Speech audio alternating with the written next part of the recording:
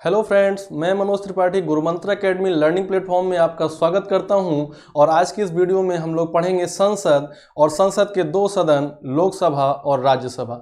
आइए स्टार्ट करते हैं आज की वीडियो में। संघीय विधायिका भाग 5 संघीय शासन व्यवस्था के अंतर्गत दूसरा जो पिलर है, जो दूसरा स्तंभ है संघीय विधायिका यूनियन लेजिस्लेचर, जिसको अनुच्छेद 79 से लेकर 122 तक 122 तक लिखा गया है। अनुच्छेद 79 से 122 तक संघीय विधायिका है। और सबसे इंपॉर्टेंट क्वेश्चन है आर्टिकल 79। आर्टिकल 79 में है संसद का संगठन। संसद का संगठन यानी कि कंपोजिशन ऑफ पार्लियामेंट, पार्लियामेंट संसद। तो आप बताइएगा, यदि आपसे क्वेश्चन किया जाता है कि संसद किस अनुच्छेद में है, तो आपका आंसर क्या होगा? 79। क्या होगा? 79। तो देखिएगा, भारत में विधायी कार्यों को करने के लिए, यानी कि जो कानून बनाने का कार्य होता है उसको करने के लिए, भारत में विधायी कार्यों को करने के लिए एक संघ स्तर पर, एक केंद्र स्तर पर विधायिका होगी, एक विधायिका होगी जिसके 3 अंग, बहुत ही महत्वपूर्ण। संघीय विधायिका कितने अंग? 3 अंग, राष्ट्रपति, लोकसभा एवं राज्यसभा हैं। और संघीय विधायिका को ही संसद कहा जाता है। संघीय विधायिका संसद कहलाती है। क्या कहलाती है? संसद। तो यदि मैं आपसे कहूं आर्टिकल 79 में क्या है, तो आप कहेंगे आर्टिकल 79 में है संसद का संगठन। संसद के 3 अंग, राष्ट्रपति, राज्यसभा और लोकसभा। संसद क्या है? ये संघीय विधायिका है, यानी कि संघ स्तर पर, केंद्र स्तर पर कानून निर्मात्री संस्था है। और संघीय विधायिका संसद कहलाती है। संसद आर्टिकल 79। तो आइए सीखते हैं हम लोग क्या क्या चीजें हैं संसद के अंतर्गत। तो यहां पर ध्यान दीजिएगा, संसद के कितने अंग होते हैं? 3 अंग, राष्ट्रपति, लोकसभा एवं राज्यसभा। लोकसभा एवं राज्यसभा ये संसद के क्या कहलाते हैं? 2 सदन कहलाते हैं। यानी कि जो भारत की संसद है ये द्विसदनात्मक है। 2 सदन है, 2 हाउसेज हैं, एक है लोकसभा और दूसरा क्या है? राज्यसभा। और राष्ट्रपति से मिलकर संसद बनी होती है। राष्ट्रपति से मिलकर संसद बनी होती है। तो आइए देखिएगा, संसद के संगठन को, आर्टिकल 79 को हम लोग पढ़ेंगे। संसद जिसे हम लोग पार्लियामेंट कहते हैं, पार्लियामेंट, ये किस आर्टिकल में है? 79 में। जैसा कि हम लोग अभी देख चुके हैं, आर्टिकल 79 में पार्लियामेंट। और संसद में 3 होंगे, संसद में 3 होंगे। कौन कौन होंगे? एक राष्ट्रपति होगा, जो कि आर्टिकल 52 में हम लोग पढ़ चुके हैं। संसद में 3 होंगे अंग, एक राष्ट्रपति, एक राज्यसभा और एक लोकसभा। यहीं से आप इस इंपॉर्टेंट क्वेश्चन को कवर करिएगा कि राष्ट्रपति आर्टिकल 52 अनुच्छेद 52, राज्यसभा आर्टिकल 80 अनुच्छेद 80, लोकसभा आर्टिकल 81 में वर्णित है। Very very important question. Article 52 अनुच्छेद 52 राष्ट्रपति, आर्टिकल 80 राज्यसभा, आर्टिकल 81 लोकसभा। तो राष्ट्रपति, राज्यसभा और लोकसभा ये संसद के 3 अंग होते हैं। और राज्यसभा और लोकसभा ये दोनों क्या कहलाते हैं? संसद के सदन कहलाते हैं। ये क्या कहलाते हैं? संसद के सदन। तो यदि आपसे कहता है कोई कि भारत में जो विधायिका है यानी कि लेजिस्लेचर है, इसमें कितने सदन हैं, तो आप कहेंगे 2 सदन, एक राज्यसभा और दूसरी कौन सी? लोकसभा। यानी कि जो भारत की संसद है, पार्लियामेंट है, वो कैसी है? वो द्विसदनात्मक है। कैसी है? द्विसदनात्मक, यानी कि 2 सदन है, द्विसदनात्मक संसद है, बाई कैमरल लेजिस्लेचर है, द्विसदनात्मक पार्लियामेंट, द्विसदनात्मक है ना। तो देखिएगा, राज्यसभा और लोकसभा से संबंधित हम कुछ इंपॉर्टेंट चीज़ों को डिस्कस करेंगे। राज्यसभा को उच्च सदन कहा जाता है। राज्यसभा को उच्च सदन यानी कि अपर हाउस, उच्च सदन यानी कि अपर हाउस। दूसरा चैम्बर यानी कि सेकंड चैम्बर, दूसरा चैम्बर यानी कि सेकंड चैम्बर। बड़ों की सभा हाउस ऑफ एल्डर्स, बड़ों की सभा हाउस ऑफ एल्डर्स। और क्या कहा जाता है? बुद्धिमानों की सभा हाउस ऑफ विजडम। राज्यों की परिषद यानी कि काउंसिल ऑफ स्टेट्स। ये सारे नाम होते हैं राज्यसभा के। तो ये ढेर सारे नाम जो है, इनको हमें ध्यान रखना होता है। राज्यसभा को उच्च सदन, दूसरा चैम्बर, बड़ों की सभा, राज्यों की परिषद, बुद्धिमानों की सभा कहा जाता है। Upper house, house of wisdom, house of elders और काउंसिल ऑफ स्टेट्स कहा जाता है। ये सारे नाम किसके होते हैं? राज्यसभा के। वहीं दूसरी ओर हम लोग देखते हैं कि लोकसभा को कहा जाता है निम्न सदन, और क्या कहते हैं? निचला सदन। और क्या कहते हैं पहला चेंबर, और क्या कहते हैं चर्चित सभा, और सबसे इंपॉर्टेंट है जनता का सदन। सबसे इंपॉर्टेंट जो है जनता का सदन, लोकसभा जनता का सदन कहलाती है। देखिएगा क्या क्या, इसको कहेंगे हम लोग लोअर हाउस, क्या कहेंगे लोअर हाउस, निचला सदन, निम्न सदन। फिर क्या कहेंगे पहला चेंबर, फर्स्ट चेंबर, और क्या कहेंगे इसे कहेंगे जनता का सदन, हाउस ऑफ पीपल, और क्या कहेंगे चर्चित सभा कहेंगे, और क्या कहेंगे इसे हाउस ऑफ बिल्डर्स कहेंगे। तो ये सारे कुछ इंपॉर्टेंट पॉइंट्स हो जाते हैं राज्यसभा और लोकसभा के लिए, पहला पॉइंट। इसके बाद हम लोग देखते हैं नेक्स्ट पॉइंट क्या है। राज्यसभा ये संसद का स्थायी सदन होता है। राज्यसभा ये संसद का स्थायी सदन होता है, जबकि लोकसभा अस्थायी सदन होता है। अभी हम लोग देखेंगे कि जो लोकसभा है इसको राष्ट्रपति मंत्रिपरिषद की सलाह पर क्या कर सकता है, इसको भंग कर सकता है। क्या कर सकता है, भंग कर सकता है, डिसॉल्व कर सकता है, विघटित कर सकता है। इसलिए लोकसभा कैसी होगी, लोकसभा कैसा सदन होगा, अस्थायी सदन होगा, जबकि राज्यसभा स्थायी सदन यानी कि परमानेंट हाउस होगा, लोकसभा टेम्पोररी हाउस होगा। आइए सदस्यों का कार्यकाल देख लिया जाए। सदस्यों का कार्यकाल, तो राज्यसभा के सदस्यों का कार्यकाल बहुत ही महत्वपूर्ण क्वेश्चन है, कितना होता है 6 वर्ष। कितना होता है 6 वर्ष, जबकि लोकसभा में सदस्यों का कार्यकाल सामान्यतः कितना होता है 5 वर्ष। कितना होता है 5 वर्ष। राज्यसभा के सभी सदस्य एक साथ रिटायर नहीं होते हैं।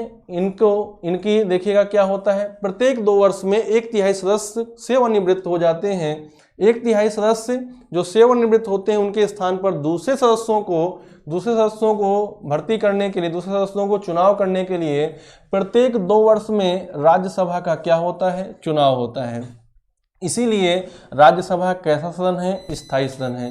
राज्यसभा में सभी सदस्य एक साथ ना तो रिटायर होते हैं, ना तो एक साथ सभी सदस्यों का चुनाव होता है।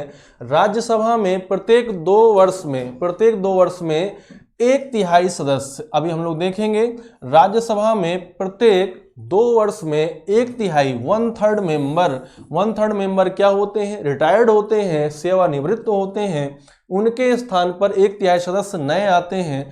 तो प्रत्येक 2 वर्ष में क्या होता है, चुनाव होता है। जबकि लोकसभा में एक साथ सभी सदस्य आते हैं और एक साथ सभी सदस्य जाते हैं, और ये सभी सदस्य एक साथ आते हैं 5 वर्ष में। इसलिए सामान्यतः जो लोकसभा में चुनाव होता है ये 5 वर्ष में होता है। यदि सदस्यों की न्यूनतम आयु देखें तो राज्यसभा में सदस्यों की न्यूनतम आयु, वेरी इंपॉर्टेंट क्वेश्चन, कितने वर्ष है, 30 वर्ष है, 30 ईयर है। जबकि मिनिमम एज इन लोकसभा कितनी है, 25 ईयर्स, 25 वर्ष है। सदस्यों की न्यूनतम आयु राज्यसभा में 30 वर्ष और लोकसभा में 25 वर्ष है। यहाँ पर बहुत ही महत्वपूर्ण एक चीज यहाँ से हम लोग देखते हैं, हम लोग पढ़ चुके हैं उपराष्ट्रपति के बारे में। राज्यसभा का सभापति जिसको हम लोग क्या कहते हैं, चेयरपर्सन, राज्यसभा का सभापति जिसको हम लोग कहते हैं चेयरपर्सन, ये भारत का उपराष्ट्रपति होता है। आर्टिकल 63 में हम लोग पढ़ चुके हैं। राज्यसभा का सभापति यानी कि चेयरपर्सन ऑफ राज्यसभा कौन होता है, भारत का उपराष्ट्रपति, वाइस प्रेसिडेंट ऑफ इंडिया। तो राज्यसभा का जो सभापति होता है ये ना तो राज्यसभा का सदस्य होता है और ना ही लोकसभा का सदस्य होता है। तो हम यहाँ पर कह सकते हैं कि राज्यसभा का सभापति राज्यसभा का सदस्य नहीं होता है। जबकि लोकसभा का अध्यक्ष जिसको हम लोग क्या कहते हैं, स्पीकर कहते हैं, लोकसभा का अध्यक्ष जिसको हम लोग क्या कहते हैं, स्पीकर कहते हैं, ये लोकसभा का सदस्य होता है, ये लोकसभा का सदस्य होता है। तो उसको आप ध्यान रखिएगा। जो राज्यसभा का पीठासीन अधिकारी होता है यानी कि प्रिसीडिंग ऑफिसर होता है, वो होता है भारत का उपराष्ट्रपति, जो कि राज्यसभा का सदस्य नहीं होता है। जबकि लोकसभा का पीठासीन अधिकारी यानी कि प्रिसीडिंग ऑफिसर ये कहलाता है लोकसभा अध्यक्ष जिसको हम लोग स्पीकर कहते हैं। ये लोकसभा के सदस्यों में से एक को ही चुना जाता है, लोकसभा का ही सदस्य होता है। इसके बाद पीएम यानी कि प्रधानमंत्री, मंत्रिपरिषद यानी कि काउंसिल ऑफ मिनिस्टर ये राज्यसभा के प्रति उत्तरदायी नहीं होते हैं, रिस्पॉन्सिबल नहीं होते हैं। बहुत ही महत्वपूर्ण क्वेश्चन हम लोग काउंसिल ऑफ मिनिस्टर्स में पढ़ चुके हैं इस चीज को कि मंत्रिपरिषद सामूहिक रूप से किसके प्रति उत्तरदायी होती है। आप बोलेंगे लोकसभा के प्रति। किसके प्रति उत्तरदायी होती है?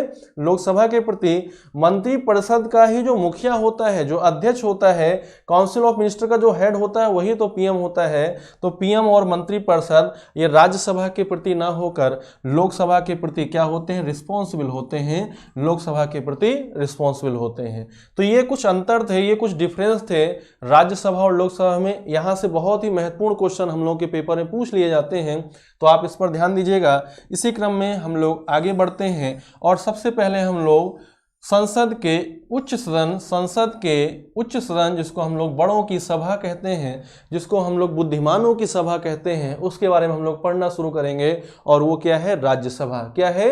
राज्यसभा। और जैसा कि आप सभी जानते हैं कि आर्टिकल 80 में, अनुच्छेद 80 में राज्यसभा के गठन के बारे में बताया गया है, राज्यसभा का संगठन बताया गया है, कंपोजिशन ऑफ राज्यसभा बताया गया है, यानी कि राज्यसभा कैसे बनेगी।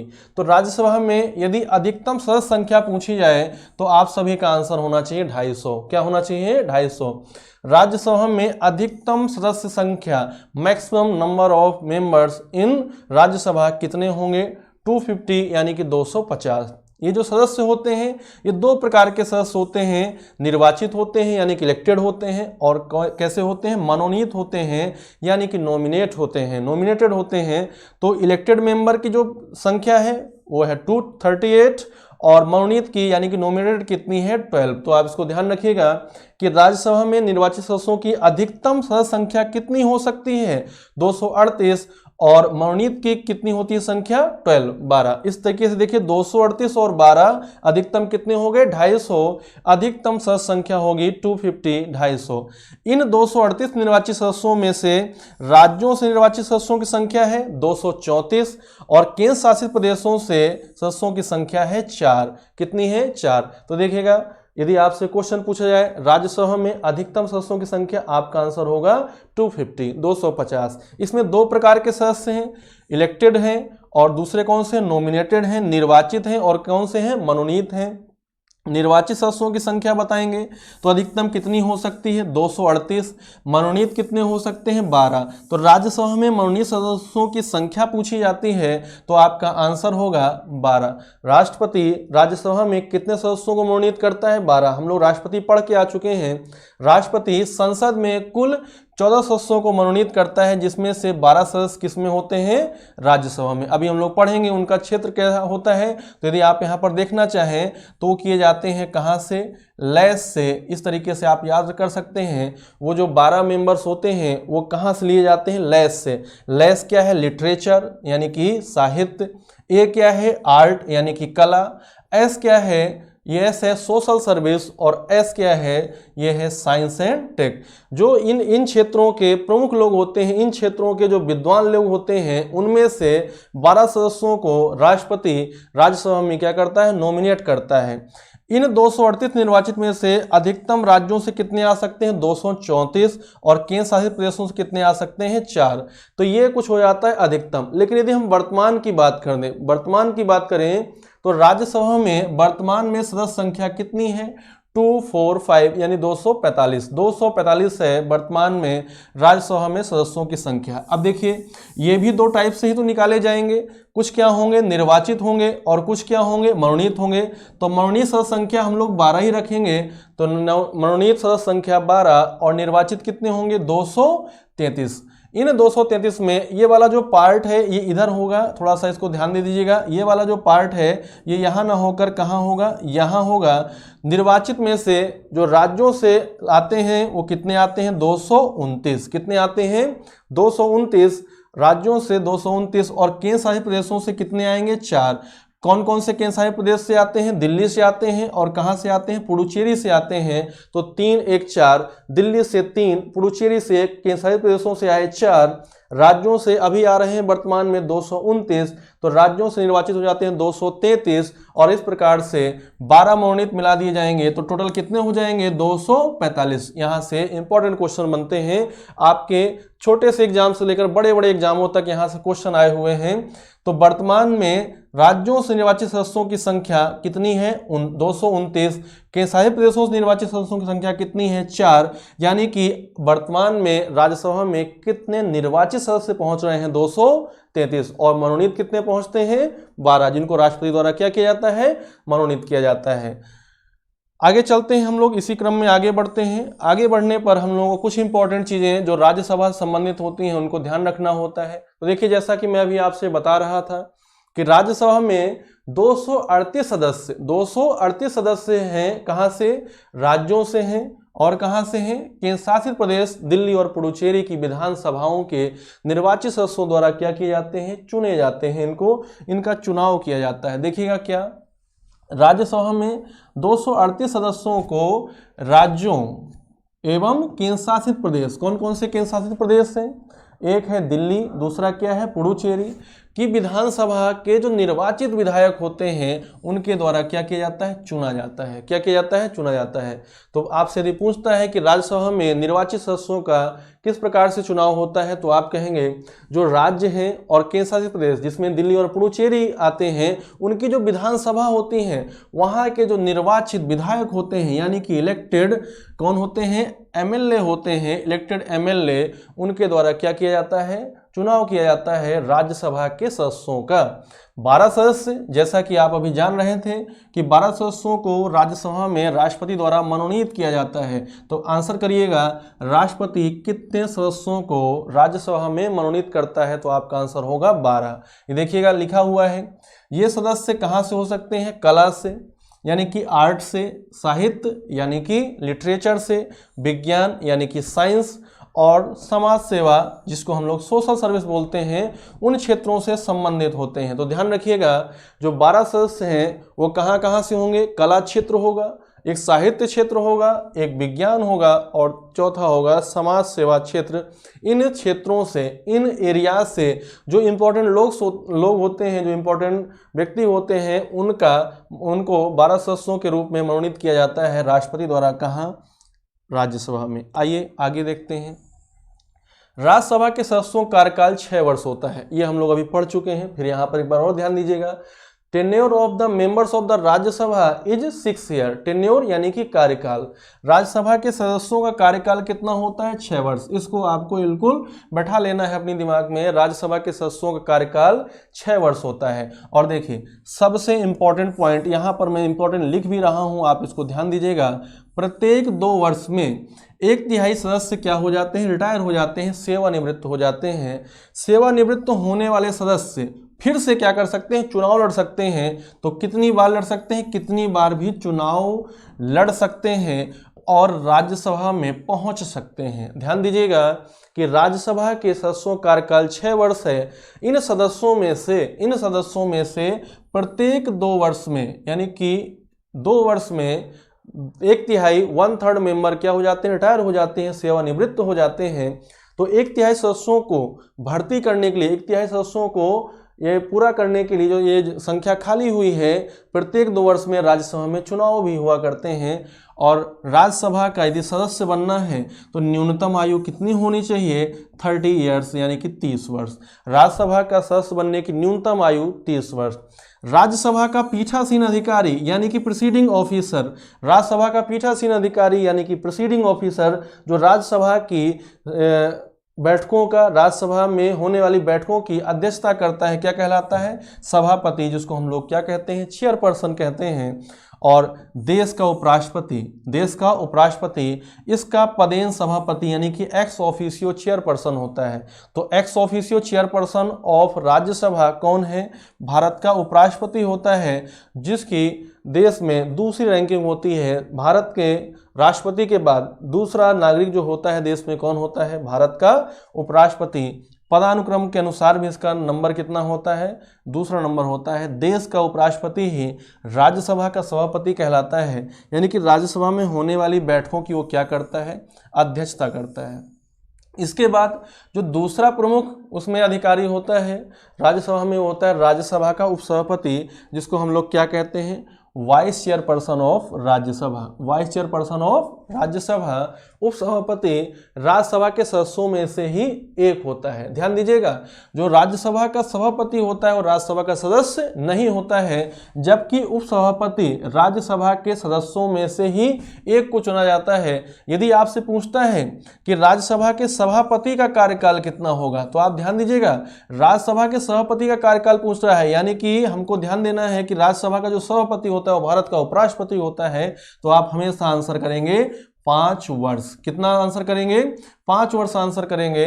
लेकिन यदि पूछ लिया जाता है कि राज्यसभा के उपसभापति का कार्यकाल कितना होता है, तो ध्यान दीजिएगा, राज्यसभा के जो सदस्य हैं उन्हीं में से एक को चुना गया है उपसभापति, उन्हीं में से एक को चुना गया है उपसभापति। तो आप जानते हैं राज्यसभा के सदस्यों का कार्यकाल होता है 6 वर्ष, इसलिए उपसभापति का कार्यकाल भी कितना होगा? 6 वर्ष। जबकि सभापति कार्यकाल कितना होता है? 5 वर्ष होता है। जब सभापति अनुपस्थित होता है, यानी कि भारत का उपराष्ट्रपति अनुपस्थित होता है, तो उसकी अनुपस्थिति में उपसभापति ही सभापति का रोल प्ले करता है, सभापति के कार्य करता है और सभापति की सभी शक्तियों का वो क्या करता है? उपयोग करता है। उसको दी जाने वाली सभी सुख सुविधाएं उसके द्वारा क्या की जाती हैं? यूज की जाती हैं, उपयोग की जाती हैं। तो उपसभापति जो कि क्या है? सभापति की अनुपस्थिति में कार्य कर रहा है, सभापति के सभी कार्य करता है, उसके पास वैसी शक्तियां हो जाती हैं जैसे सभापति की शक्तियां होती हैं। यहाँ पर 2 इंपॉर्टेंट क्वेश्चन जो कि हमेशा पेपर में पूछे गए हैं, उनको आप ध्यान दीजिएगा। राज्यसभा के प्रथम सभापति, तो बताइएगा सभापति कौन होंगे? उपराष्ट्रपति। राज्यसभा के प्रथम सभापति कौन होंगे? भारत के उपराष्ट्रपति। तो बताइएगा भारत के प्रथम उपराष्ट्रपति कौन? डॉक्टर सर्वपल्ली राधाकृष्णन, और वही बन जाएंगे क्या? राज्यसभा के प्रथम सभापति। इसके बाद राज्यसभा के प्रथम उपसभापति पूछा जाता है, तो आप आंसर देते हैं SV. Krishnamurthy Rao. Very very important question, SV. Krishnamurthy Rao. और इसके बाद बहुत ही महत्वपूर्ण क्वेश्चन, राज्यसभा में सर्वाधिक सदस्यों की संख्या किस प्रदेश से है? तो अपना प्यारा प्रदेश उत्तर प्रदेश यहाँ पर फर्स्ट नंबर पर आता है, उत्तर प्रदेश राज्य से। उत्तर प्रदेश राज्य से यहाँ पर कर लीजिएगा, उत्तर प्रदेश राज्य से राज्यसभा में सदस्यों की संख्या पहुँचती है कितनी? 31, जो कि सबसे अधिक होती है। तो राज्यसभा में सबसे अधिक सदस्यों की संख्या वाला जो राज्य होता है वो कौन सा होता है? उत्तर प्रदेश, जहाँ से पहुँचती है संख्या 31। इसके बाद ये बहुत ही महत्वपूर्ण क्वेश्चन है और हर पेपर में पूछा गया है, हर पेपर में एग्जाम में पूछा जाता है कि राज्यसभा की जो विशेष शक्तियां हैं वो कौन कौन सी हैं।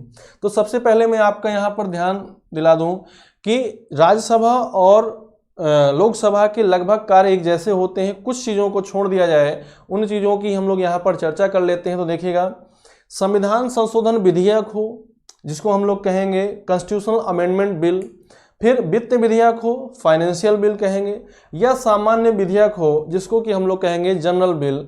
संविधान संशोधन विधेयकों, वित्त विधेयकों एवं सामान्य विधेयकों में लोकसभा के भांति ही राज्यसभा के पास भी क्या होती हैं? शक्तियां होती हैं। जैसी शक्तियां लोकसभा रखता है वैसी शक्तियां कौन रखता है?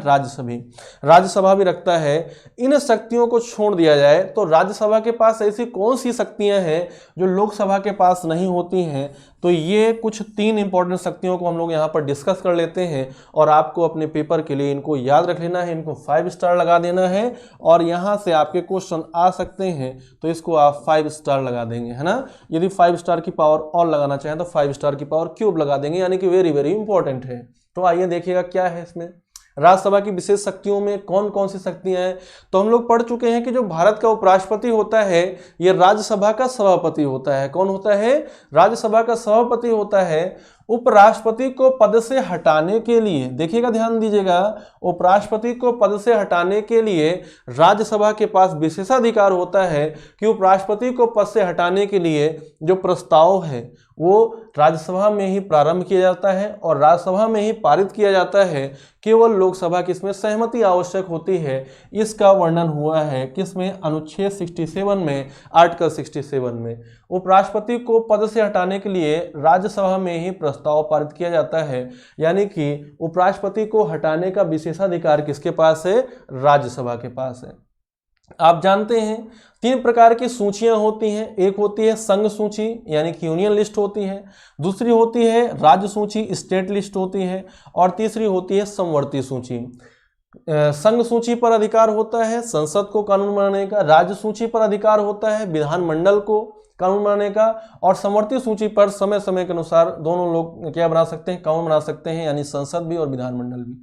लेकिन यदि राज्य सूची का कोई ऐसा विषय हो जिसे राज्यसभा क्या कह दे कि ये लोक महत्वपूर्ण विषय है या फिर राष्ट्र महत्व का विषय है, तो राज्यसभा जब उस राज्य सूची के विषय को राष्ट्रीय महत्व का विषय घोषित कर देती है, तो इस पर अधिकार कौन रख लेता है कानून बनाने का? संसद। तो संसद को राज्य सूची के विषयों पर कानून बनाने हेतु अधिकृत कौन कर सकता है? इसको कर सकती है राज्यसभा, जो कि अनुच्छेद किस में है? आर्टिकल 249 में, अनुच्छेद 249 में।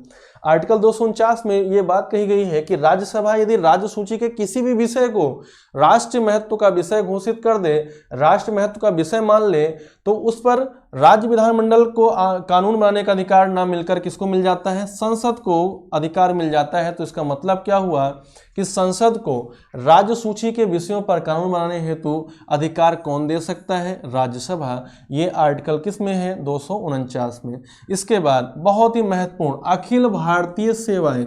अखिल भारतीय सेवाएं जिनको हम लोग क्या कहते हैं? जिनको हम लोग कहते हैं all India services. Akhil Bharatiya सेवाओं के सृजन हेतु अधिकार कौन रखता है? राज्यसभा। राज्यसभा अखिल भारतीय सेवाओं के सृजन हेतु यानी कि इनको बनाने हेतु, इनके बारे में कुछ नियम बनाने हेतु जो अधिकार रखती है वो किसके पास होता है? राज्यसभा के पास। और ये आर्टिकल 312। तो देखिए याद करिएगा, आर्टिकल 67 याद रखना है, ये राज्यसभा का विशेषाधिकार। उपराष्ट्रपति को पद से हटाने का विशेषाधिकार किसके पास? राज्यसभा के पास। फिर आर्टिकल 249 याद रखिएगा। आर्टिकल 249 में क्या कहा गया कि राज्य सूची के विषयों को यदि राज्यसभा लोक महत्व का विषय, राष्ट्र महत्व का विषय घोषित कर दे, तो उस पर अधिकार किसको प्रदान हो जाता है? कानून बनाने का संसद को। और तीसरा है आर्टिकल 312 यानी कि अनुच्छेद 312, जिसमें कि अखिल भारतीय सेवाओं का सृजन किया गया है और इसका विशेषाधिकार दिया गया है किसको? राज्यसभा को। तो ये कुछ विशेषाधिकार हो जाते हैं किसको? राज्यसभा को। आप यदि इन चीजों को ध्यान रखते हैं तो राज्यसभा से संबंधित सभी क्वेश्चंस आपके क्या होते हैं? कंप्लीट हो जाते हैं। आइए इसी क्रम में हम लोग संसद के निचले सदन की बात करते हैं। पहला सदन की बात करते हैं, जनता के सदन की बात करते हैं, चर्चित सभा की बात करते हैं, जिसको आप लोकसभा कहते हैं। और लोकसभा के गठन के बारे में बताया गया है किसमें? आर्टिकल 81 में, 81 में। अनुच्छेद 81 बताता है लोकसभा का संगठन। तो बताइएगा लोकसभा किस अनुच्छेद में है? 81 में। लोकसभा का संगठन किस अनुच्छेद में है? 81 में, 81 में। लोकसभा के संगठन के बारे में यहाँ पर चर्चा कर ली जाए तो लोकसभा में अधिकतम सदस्य संख्या पूछे जाने पर आपका आंसर होता है 552 यानी कि 552। लोकसभा में अधिकतम सदस्य संख्या 552। इसमें से कुछ सदस्य क्या होते हैं? निर्वाचित होते हैं, इलेक्टेड होते हैं, और कुछ सदस्य क्या होते हैं? मनोनीत होते हैं। तो आपको ध्यान होगा कि राष्ट्रपति एंग्लो इंडियन यानी कि आंग्ल भारतीय समुदाय के 2 सदस्यों को लोकसभा में क्या कर सकता है? मनोनीत कर सकता है। तो बताइएगा लोकसभा में मनोनीत सदस्यों की संख्या, आप करिएगा आंसर 2। आंसर करिएगा 2। लोकसभा में मनोनीत सदस्यों की संख्या 2। ये कहां से होते हैं? ये एंग्लो इंडियन कम्युनिटी से होते हैं, यानी कि आंग्ल भारतीय समुदाय से होते हैं। और इनको मनोनीत कौन करता है? इनको मनोनीत करते हैं माननीय राष्ट्रपति, है ना? राष्ट्रपति मनोनीत करते हैं। तो 2 हो गए कौन? 2 हो गए मनोनीत। तो निर्वाचित कितने हो सकते हैं? तो आप कहेंगे लोकसभा में अधिकतम निर्वाचित सदस्यों की संख्या कितनी? 552। लोकसभा में अधिकतम निर्वाचित सदस्यों की संख्या कितनी? 550। वो तो टोटल है। अधिकतम सदस्य संख्या 552 और अधिकतम निर्वाचित सदस्य संख्या कितनी है? 550।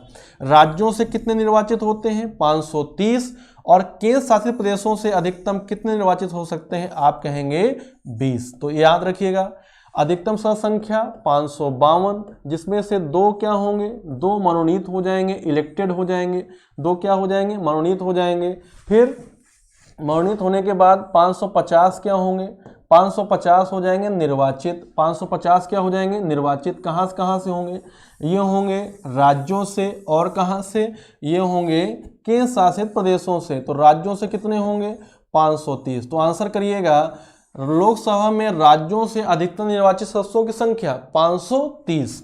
फिर आंसर करिएगा लोकसभा में केंद्र शासित प्रदेशों से अधिकतम निर्वाचित सदस्यों की संख्या 20। इस तरीके से कितने हो जाते हैं 550। लोकसभा में अधिकतम सदस्यों की संख्या 552। 2 होंगे मनोनीत, लोकसभा में मनोनीत सदस्यों की संख्या 2। लोकसभा में अधिकतम निर्वाचित सदस्यों की संख्या 550। राज्यों से कितने होंगे 530। राज्यों से कितने होंगे 530। केंद्र शासित प्रदेशों से कितने होंगे, यूनियन टेरिटरीज से कितने होंगे, यूनियन टेरिटरीज से होंगे 20। कितने होंगे 20। इसके बाद यदि हम वर्तमान परिपेक्ष की बात करें कि वर्तमान में लोकसभा में सदस्यों की संख्या कितनी है, तो आप कहेंगे 545। क्या कहेंगे 545, 545, 545। इसमें से निर्वाचित होंगे और क्या होंगे मनोनीत होंगे। मनोनीत सदस्य संख्या कितनी हो जाती है 2। ये कौन होंगे एंग्लो इंडियन यानी कि आंग्ल भारतीय समुदाय के होंगे। तो राज्यों से कितने होने चाहिए 500, यानी कि निर्वाचित कितने होने चाहिए 543। 543 में राज्यों से होते हैं 530 और केंद्र शासित प्रदेशों से होते हैं 13। 530 और 13 कितने हो जाएंगे 543। और ये जो 13 है दिल्ली से कितने आते हैं 7 और अन्य से आएंगे कितने 6। अन्य जो केंद्र शासित प्रदेश बचेंगे दिल्ली के बाद वहां से कितने आएंगे 6। तो यदि आपसे पूछता है वर्तमान में लोकसभा में सदस्यों की संख्या, तो आप कहेंगे 545। कितने कहेंगे 545। जिसमें से 2 क्या होंगे, 2 होंगे मनोनीत एंग्लो इंडियन समुदाय, आंग्ल भारतीय समुदाय के सदस्य होंगे 2 जो कि होंगे मनोनीत। तो बचे कितने निर्वाचित 543। बचे निर्वाचित कितने 543। 543 में राज्यों से कितने आएंगे 530 निर्वाचित वर्तमान में, और केंद्र शासित प्रदेशों से कितने आएंगे, केंद्र शासित प्रदेशों से आएंगे 13। इस प्रकार से हो जाता है 543 और 2 और मिला देंगे तो हो जाता है 545। तो आइए इसी में आगे हम लोग बढ़ते हैं। लोकसभा के निर्वाचित सदस्य प्रत्यक्ष रूप से जनता द्वारा चुने जाते हैं। बहुत ही महत्वपूर्ण चीज बता दी गई कि लोकसभा के सदस्यों का निर्वाचन कैसे होता है। तो लोकसभा के सदस्य जो हैं वो प्रत्यक्ष रूप से जनता द्वारा चुने जाते हैं, वयस्क मताधिकार के द्वारा चुने जाते हैं। यानी कि जो 18+ होंगे, 18 वर्ष से अधिक के लोग होंगे और भारतीय नागरिक होंगे, ये लोकसभा के चुनावों में क्या लेते हैं, भाग लेते हैं। तो लोकसभा के जो सदस्य होंगे उन्हें जनता कैसे चुनती है, प्रत्यक्ष रूप से चुनती है, यानी कि डायरेक्टली उनको क्या करती है, इलेक्टेड करती है। और जो आंग्ल भारतीय समुदाय होते हैं उनके 2 सदस्यों को किसके द्वारा, राष्ट्रपति के द्वारा मनोनीत किया जाता है। तो जितने लोकसभा के निर्वाचित सदस्य होंगे वो जनता द्वारा प्रत्यक्ष रूप से चुने जाएंगे। कैसे चुने जाएंगे, जो भारतीय नागरिक 18 वर्ष से अधिक की उम्र का होगा या 18+ होगा, वही वयस्क मताधिकार के द्वारा लोकसभा के सदस्यों को चुन सकता है, यानी प्रत्यक्ष रूप से चुनाव कर सकता है। और जो 2 सदस्य होंगे वो कहाँ से होंगे, आंग्ल भारतीय समुदाय से होंगे, जिन्हें लोकसभा में राष्ट्रपति द्वारा क्या किया जाएगा, मनोनीत किया जाएगा। आइए लोकसभा में जो सदस्यों की संख्या है ये जो 552, ये कब निर्धारित की गई और कब तक रहेगी। तो यहाँ पर बहुत ही महत्वपूर्ण क्वेश्चन है कि ये कौन से संविधान संशोधन के द्वारा इतनी संख्या निर्धारित की गई। तो आपको याद रखना है 84th यानी कि 84वां 84th कॉन्स्टिट्यूशनल अमेंडमेंट एक्ट, यानी कि संविधान संशोधन अधिनियम 2001 है ना, 2001। तो 84वां यानी कि 84th कॉन्स्टिट्यूशनल अमेंडमेंट एक्ट 2001 ये लोकसभा में सदस्यों की संख्या निर्धारित करता है कितनी होगी, 552। और ये कब तक रहेगी, जब तक 2026 नहीं आ जाएगा। कब तक रहेगी, 2026। तो देखिए लिखा हुआ है 84वें संविधान संशोधन अधिनियम 2001 द्वारा 2001 द्वारा 2001 को आधार वर्ष मानकर, यानी कि जो हम लोग यहाँ पर जनगणना की बात करते हैं कि जो लोकसभा का प्रतिनिधित्व होता है ये 10 लाख लोगों पर एक का होता है। 10 लाख में से एक को प्रतिनिधि चुना जाता है, 10 लाख जनसंख्या में से एक प्रतिनिधि लोकसभा में पहुँचता है। तो यहाँ पर जो जनसंख्या का आधार रहेगा, ये आधार वर्ष कौन सा रहेगा, 2001 रहेगा। और 2026 तक के लिए ये लोकसभा में 552 सीटों को क्या कर दिया गया, फ्रीज कर दिया गया है, 552 सीटों को सुरक्षित कर दिया गया है। तो बताइएगा लोकसभा में 552 सीटों की संख्या किस वर्ष तक रहेगी, 2026 तक। लोकसभा के लिए 552 सीटें जो सुरक्षित की गई हैं, ये किस वर्ष को आधार वर्ष मानकर की गई हैं, 2001 को। किस संविधान संशोधन अधिनियम द्वारा की गई हैं, ये 84th कॉन्स्टिट्यूशनल अमेंडमेंट एक्ट 2001। आगे देखिएगा, लोकसभा का कार्यकाल 5 वर्ष, टेन्योर ऑफ लोकसभा 5 वर्ष, 5 ईयर। और यदि राष्ट्रपति चाहे, बहुत ही महत्वपूर्ण, लोकसभा को विघटित करने का अधिकार होता है किसके पास, राष्ट्रपति के पास। राष्ट्रपति इसे मंत्रिपरिषद की सलाह पर 5 वर्ष से पूर्व भी क्या कर सकता है, भंग कर सकता है, विघटित कर सकता है, डिसॉल्व कर सकता है। तो बताइएगा लोकसभा यदि भंग हो जाती है तो ये कैसा सदन हो जाएगा, ये हो जाएगा संसद का अस्थायी सदन, यानी कि टेम्परेरी हाउस, अस्थायी सदन। राष्ट्रपति द्वारा किसको भंग किया सकता है, 5 वर्ष से पूर्व लोकसभा को भंग किया सकता है, किसकी सलाह पर, मंत्रिपरिषद की सलाह पर, मंत्रिपरिषद की सलाह पर। इसलिए लोकसभा कैसा सदन हो जाएगा, अस्थायी सदन हो जाएगा। और इसके बाद लोकसभा की अवधि वैसे 5 वर्ष रहती है, सामान्यतः 5 वर्ष रहती है, लेकिन यदि लोकसभा का कार्यकाल क्या हो गया हो, पूरा हो गया हो, 5 वर्ष पूरे हो गए हों, 5 वर्ष यदि पूरे हो गए हों, तो आपातकाल के दौरान लोकसभा की जो अवधि है, लोकसभा की अवधि ड्यूरेशन, वो एक बार में कितना बढ़ाया जा सकता है, आपका आंसर होगा 1 वर्ष। कितना होगा, 1 वर्ष तक बढ़ाया जा सकता है। लेकिन जैसे ही आपातकाल क्या हो जाता है, समाप्त हो जाता है, 6 माह से अधिक की अवधि नहीं हो सकती है। तो लोकसभा का यदि कार्यकाल पूरा हो चुका है, यानी कि 5 वर्ष पूरे हो चुके हैं, तो एक बार में कितने वर्ष के लिए, 1 वर्ष के लिए लोकसभा की अवधि को बढ़ाया जा सकता है। परंतु आपातकाल खत्म होने के बाद 6 माह से अधिक की अवधि नहीं हो सकती है। अब देखिएगा क्या होता है, जब लोकसभा के चुनाव हो जाते हैं तो वो जो लोकसभा बनती है उसको हम लोग कहते हैं नवनिर्वाचित लोकसभा।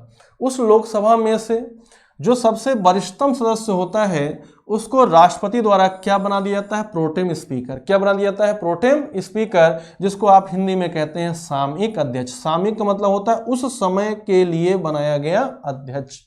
नवनिर्वाचित लोकसभा में से ही किसी एक वरिष्ठ व्यक्ति को, किसी एक वरिष्ठ सदस्य को राष्ट्रपति द्वारा, बहुत ध्यान से देखिएगा, प्रोटेम स्पीकर नियुक्त किया जाता है। किसके द्वारा, राष्ट्रपति द्वारा। यानी कि सामयिक अध्यक्ष की नियुक्ति कौन करता है, राष्ट्रपति। ये सामयिक अध्यक्ष होता कौन है, ये नवनिर्वाचित लोकसभा जो अभी अभी जिसका क्या हुआ है, चुनाव हुआ है, उसमें से जो सबसे वरिष्ठ या कोई भी सदस्य हो सकता है, मैक्सिमम केस में वरिष्ठ सदस्य होता है, उसको राष्ट्रपति द्वारा क्या किया जाता है, सामयिक अध्यक्ष यानी कि प्रोटेम स्पीकर बना दिया जाता है। और प्रोटेम स्पीकर को शपथ कौन दिलाता है, राष्ट्रपति। तो बताइएगा प्रोटेम स्पीकर की नियुक्ति कौन करता है, प्रेसिडेंट। प्रोटेम स्पीकर को शपथ कौन दिलाता है, राष्ट्रपति। और प्रोटेम स्पीकर का यदि आप मुख्य कार्य समझें तो मुख्य कार्य होता है लोकसभा के सभी सदस्यों को क्या दिलाना, शपथ दिलाना। तो यदि आपसे पूछा जाता है कि लोकसभा के सदस्यों को केवल प्रोटेम स्पीकर को छोड़कर शपथ कौन दिलाता है, तो दिलाता है प्रोटेम स्पीकर।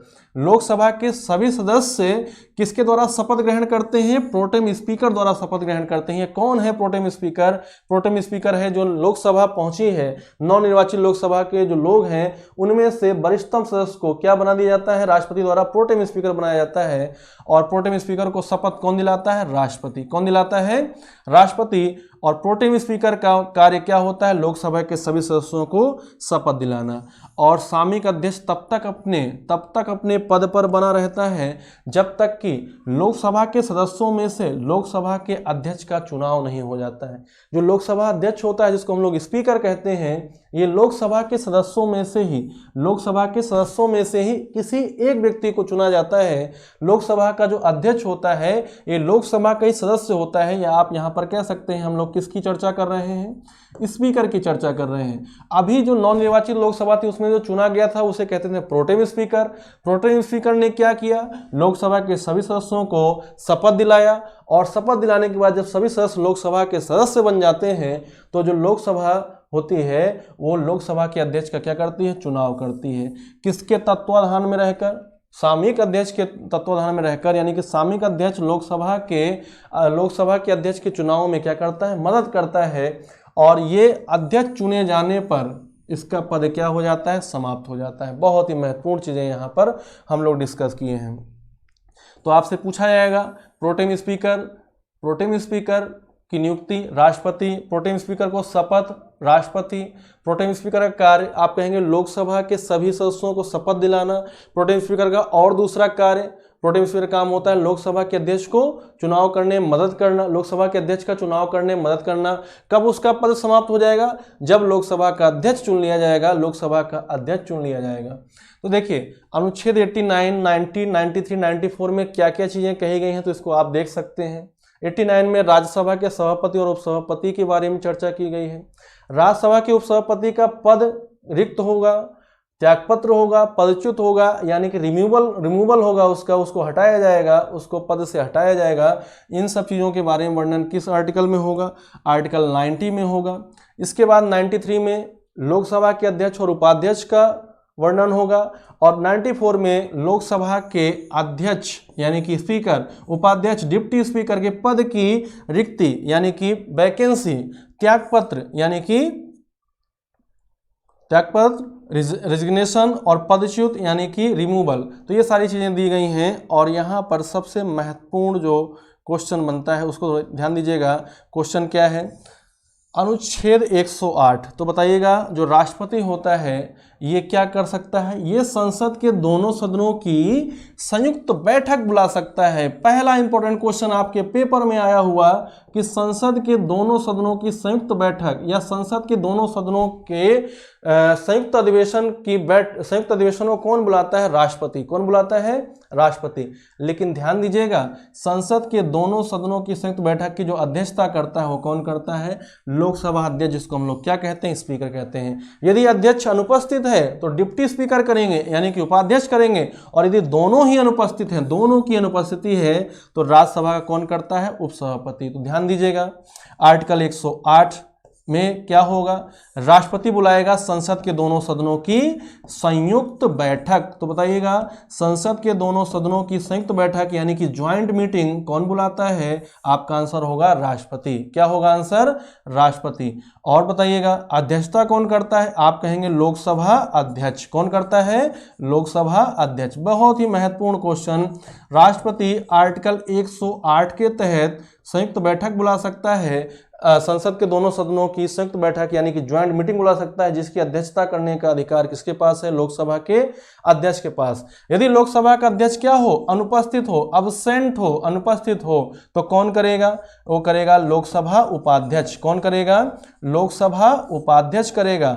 यदि उपाध्यक्ष भी अनुपस्थित हो, लोकसभा का अध्यक्ष भी अनुपस्थित हो, यानी कि दोनों ही क्या हो, अब्सेंट हो, दोनों ही क्या हो, अब्सेंट हो, तब कौन करेगा, तब करेगा उपसभापति, जिसको हम लोग क्या कहते हैं, वाइस चेयरपर्सन। राज्यसभा का उपसभापति क्या करेगा, इसकी अध्यक्षता करेगा। क्या करेगा, इसकी अध्यक्षता करेगा।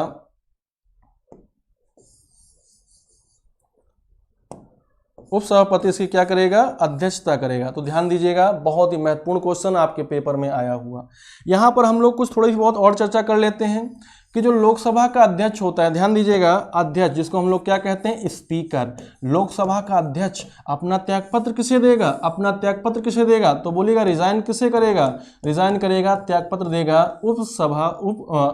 उपाध्यक्ष को, जिसको आप क्या कहेंगे, जिसको आप कहेंगे डिप्टी स्पीकर। और ये उपाध्यक्ष किसको देगा, ये देगा अध्यक्ष को। यानी कि ये दोनों आपस में एक दूसरे को त्यागपत्र लेते देते रहते हैं। अध्यक्ष त्यागपत्र देगा उपाध्यक्ष को, उपाध्यक्ष त्यागपत्र किसे देगा, अध्यक्ष को। ये हम लोग किसकी बात कर रहे हैं, ये हम लोग बात कर रहे हैं लोकसभा की, क्योंकि जो अध्यक्ष और उपाध्यक्ष वाला टर्म होता है कहाँ आता है, लोकसभा में।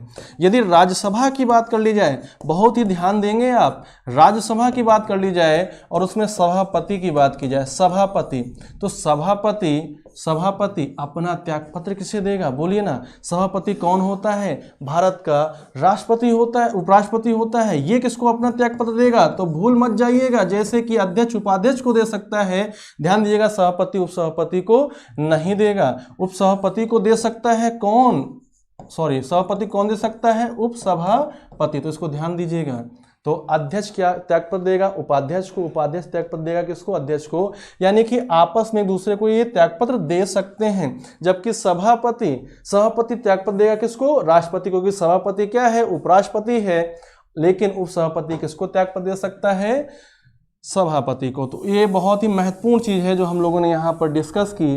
तो याद रखिएगा, उपाध्यक्ष अध्यक्ष को, अध्यक्ष उपाध्यक्ष को अपना त्यागपत्र दे सकता है।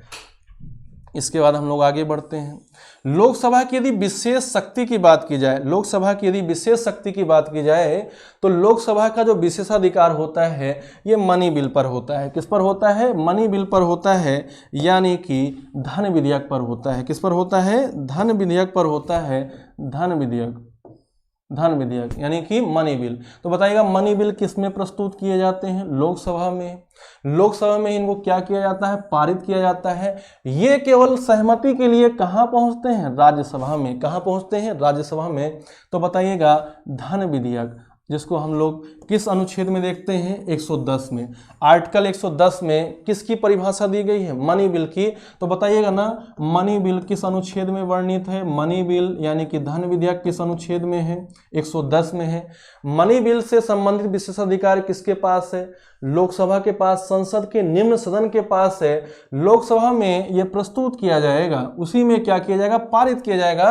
राज्यसभा में केवल कहा जाएगा देख लो हमने धन विधेयक को पारित कर दिया है। राज्यसभा इसमें अपनी सहमति दे सकता है, और यदि असहमति देता है, अपनी सहमति नहीं देता है, असहमति रखता है, तो 14 दिन तक अपने पास रख सकता है। 14 दिन के बाद धन विधेयक अपने आप संसद में क्या मान लिया जाता है? पारित मान लिया जाएगा। बहुत ही महत्वपूर्ण क्वेश्चन है आपके पेपर के लिए, 5 स्टार लगा के इसको याद कर लीजिएगा कि धन विधेयक पर विशेषाधिकार किसका होता है? लोकसभा का। तो बताइएगा धन विधेयक प्रस्तुत किया जाता है, ऑप्शन ए लोकसभा में, ऑप्शन बी राज्यसभा में, ऑप्शन सी संसद के किसी सदन में प्रस्तुत किया जा सकता है, ऑप्शन डी किसी में भी नहीं। तो आंसर होगा ऑप्शन ए लोकसभा में। केवल और केवल राज्यसभा की इसमें सहमति आवश्यक है।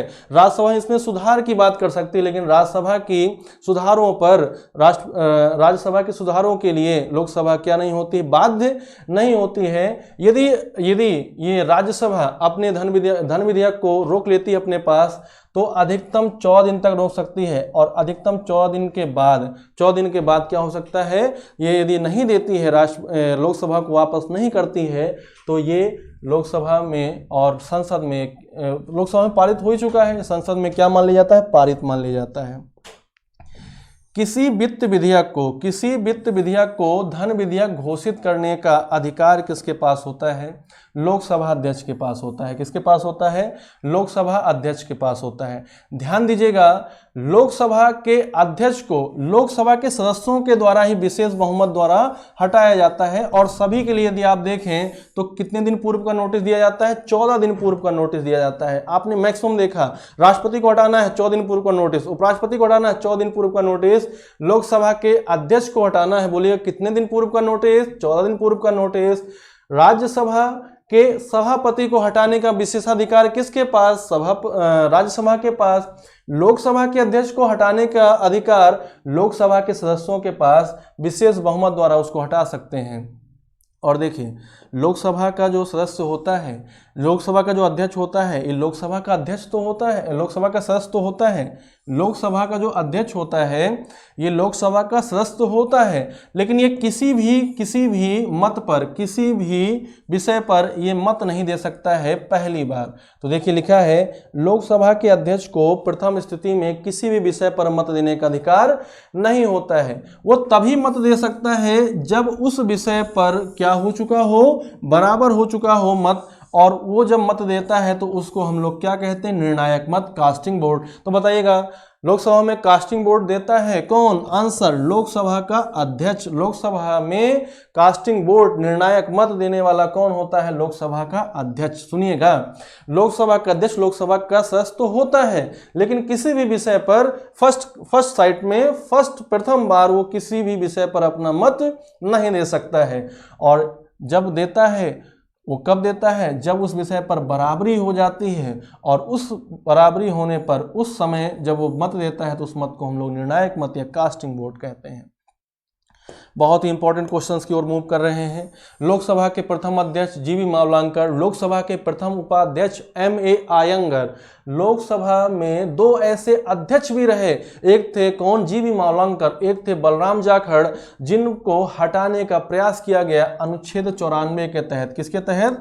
अनुच्छेद 94 के तहत। अनुच्छेद 94 में क्या था? लोकसभा के अध्यक्ष एवं उपाध्यक्ष की रिक्ति, उनके त्यागपत्र, उनके पदच्युत करने की प्रक्रिया यानी कि रिमूवल प्रोसेस थे। अनुच्छेद 94 में, अनुच्छेद 94 के तहत जीवी मावलंकर जो कि कौन हुए, जो कि लोकसभा के प्रथम अध्यक्ष हुए, फिर बलराम जाखड़, ये दो ऐसे अध्यक्ष थे जिनको हटाने का प्रयास किया गया, इनको हटाया नहीं जा सका। और बहुत ही इंपॉर्टेंट क्वेश्चन हम लोग पहले डिस्कस कर चुके हैं एक बार, नीलम संजीव रेड्डी। नीलम संजीव रेड्डी एक भारत के ऐसे राष्ट्रपति रहे, एकमात्र भारत के ऐसे राष्ट्रपति रहे जिन्हें लोकसभा की अध्यक्षता करने का भी श्रेय दिया जाता है।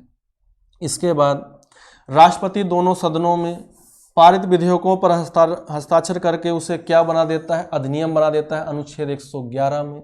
इसके बाद जो अब जो है उसको आप 5 स्टार बना के याद रख लेंगे। संसद के 2 सत्रों के बीच अधिकतम कितना समय हो सकता है? 6 माह हो सकता है, इससे अधिक का समय नहीं होना चाहिए। और 1 वर्ष में न्यूनतम 2 सत्र होना अनिवार्य है। एक वर्ष में न्यूनतम 2 सत्र होने अनिवार्य है। संसद के 2 सत्रों के बीच अधिकतम 6 वर्ष का समय हो सकता है, 6 माह का समय हो सकता है। 1 वर्ष में न्यूनतम कितने सत्र होने चाहिए? 2 सत्र होने अनिवार्य होते हैं।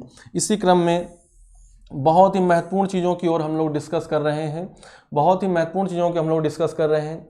संसद में पूर्वानुमति के बिना यदि कोई संसद का सदस्य 60 दिन तक लगातार अनुपस्थित रहता है तो उसकी सदस्यता को क्या किया जा सकता है? समाप्त किया जा सकता है। इसको देखिए क्या लिखा है, यदि कोई संसद सदस्य बिना पूर्वानुमति के लगातार 60 दिन तक, वेरी वेरी इंपॉर्टेंट, कितना मैक्सिमम टाइम? ध्यान दीजिएगा, 2 माह नहीं कहेंगे, कितना कहेंगे? 60 दिन, क्योंकि 2 माह में क्या हो सकता है? 61 दिन भी हो सकते हैं, 2 माह में 62 दिन भी हो सकते हैं, और यदि जनवरी फरवरी मिल गया तो क्या हो सकता है? 28 दिन वाला हुआ तो क्या हुआ? 59 दिन भी हो सकते हैं। ध्यान दीजिएगा, यदि कोई संसद सदस्य पूर्व अनुमति के बिना लगातार 60 दिन तक अनुपस्थित रहता है तो उसकी सदस्यता को क्या किया जा सकता है? समाप्त किया जा सकता है। इसके बाद ये बहुत ही महत्वपूर्ण आगे जो पढ़ने जा रहे हैं उसको ध्यान दीजिएगा। सदस्यों की वह न्यूनतम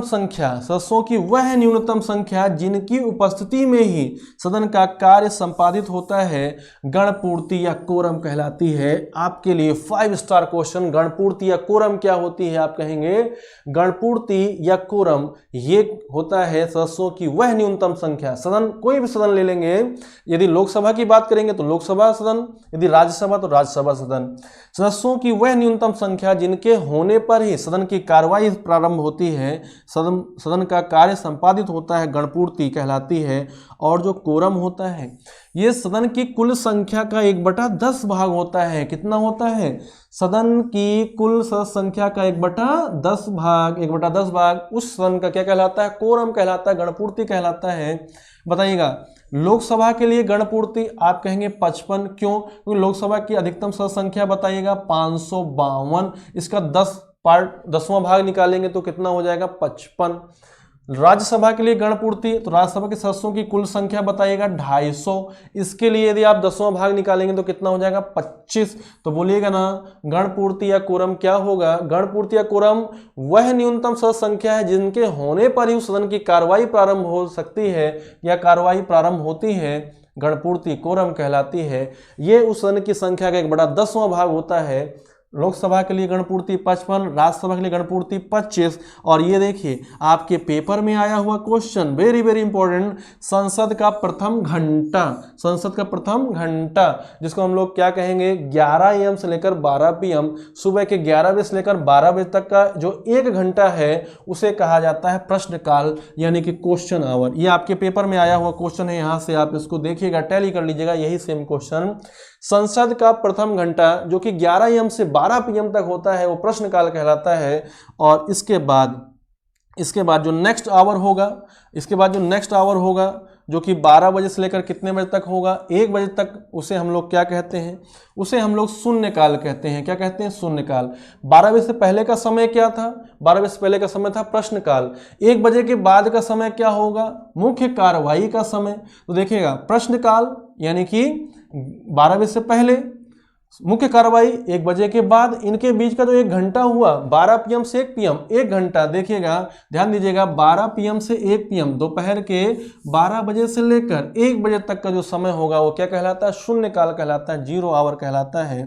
और यदि आप देखें कि अब तक कितनी बार संयुक्त अधिवेशन हुआ है जिसको बुलाने का अधिकार किसके पास होता है? राष्ट्रपति के पास, तो 3 बार। 1961 दहेज विधेयक, प्रधानमंत्री जवाहरलाल नेहरू, है ना। 1978 बैंकिंग विधेयक, मोरारजी देसाई। 2002 पोटा, है ना, प्रिवेंशन ऑफ टेररिज्म एक्टिविटी, आतंकवाद निरोधी अधिनियम विधेयक, अटल बिहारी वाजपेयी। तो 3 बार संसद की संयुक्त बैठक हुई जिसकी अध्यक्षता लोकसभा का अध्यक्ष करता है। संयुक्त अधिवेशन में जो विधेयक होता है दोनों सदनों की संयुक्त साधारण बहुमत द्वारा क्या होता है? पारित होता है ना। तो ये सारी चीजें थी हमारे किसमें? लोकसभा, राज्यसभा यानी संसद में थी। आई होप आप सभी लोगों को वीडियो बहुत पसंद आया होगा। आप सभी लोगों ने यहाँ से काफ़ी जानकारी प्राप्त की होगी जो आपके पेपर के लिए महत्वपूर्ण होती है। तो नेक्स्ट वीडियो में हम लोग मिलते हैं उच्चतम न्यायालय के साथ। थैंक यू, धन्यवाद, बहुत बहुत धन्यवाद।